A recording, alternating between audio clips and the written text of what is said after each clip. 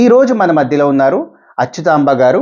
ఆవిడ హిందూ కుటుంబంలో పుట్టి విగ్రహారాధన చేస్తూ వారి తల్లిగారు, తండ్రి గారు అందరూ వారి కుటుంబీకులంతా హిందువులుగా ఉంటూ, అలాగే వారి ఇంట్లో మొత్తం అన్ని దేవుళ్ళ విగ్రహాలు పెట్టుకొని పూజ గదిలో మరెంతో నిష్టగా భక్తి శ్రద్ధలతో పూజలు చేస్తూ, ప్రతి సోమవారము శివుడి గుడికి వెళ్ళి అక్కడ పూజలు పునస్కారాలు చేస్తూ, అలాగే ప్రతి శనివారము వెంకటేశ్వర స్వామి గుడికి వెళ్ళి అక్కడ పూజలు చేస్తూ, అలాగే ప్రతి శుక్రవారము దుర్గమ్మ దేవికి పూజలు చేస్తూ, మేకపోతిని బలిస్తూ దుర్గమ్మ దేవికి పూజలు పునస్కారాలు చేస్తూ, అలాగే ఎన్నో తీర్థయాత్రలకు వెళ్తూ తిరుపతి, విజయవాడ కనకదుర్గమ్మ గుడికి, అలాగే అన్నవరం, ఇలా ఎన్నో తీర్థయాత్రలకు పుణ్యక్షేత్రాలకు వెళ్తూ, అలాగే నోములు వ్రతాలు ఇలా నిష్టగా పూజలు పునస్కారాలు చేస్తున్న సిస్టర్ అచ్యుతాంబ గారి కుటుంబంలోకి యేసుక్రీస్తు ప్రభు ఎలా వచ్చారు, ఎలా ఆవిడ ఈ విగ్రహారాధన అంతటిని విడిచిపెట్టి యేసుక్రీస్తు ప్రభువే నిజ దేవుడు అని తెలుసుకున్నారు.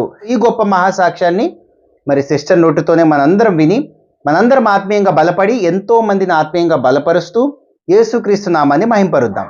Praise Lord sister. Praise lord.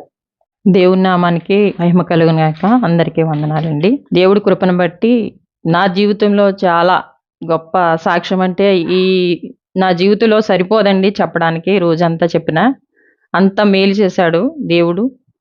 మేమైతే ఒకప్పుడు విగ్రహారాధన, భయంకరమైన విగ్రహారాధనలో మా తల్లిదండ్రులు కూడా ఒక రూము సపరేట్గా పెట్టి దాంట్లో అన్ని విగ్రహాలు, అన్ని రకాల శివుడు అని, తర్వాత దుర్గమ్మ, లేకపోతే ఇంకా వెంకన్ బాబు, అలా చాలా విగ్రహారాధన చేసి చాలా భయంకరమైన విగ్రహారాధన అండి.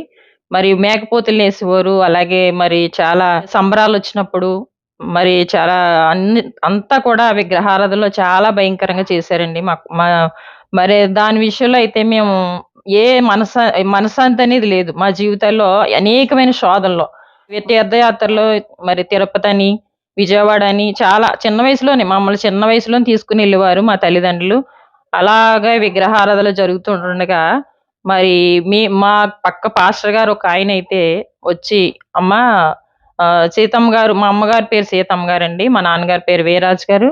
మా సీతమ్మ గారు, మీరు చాలా పూజలు చేస్తున్నారు కదా, మీకు ఏమి మనశ్శాంతి ఉంది, అదే రీతి మా చర్చికి ఒకసారి రమ్మంటే పాస్టర్ గారిని మా అమ్మగారు చాలా భయంకరంగా తిట్టిదండి.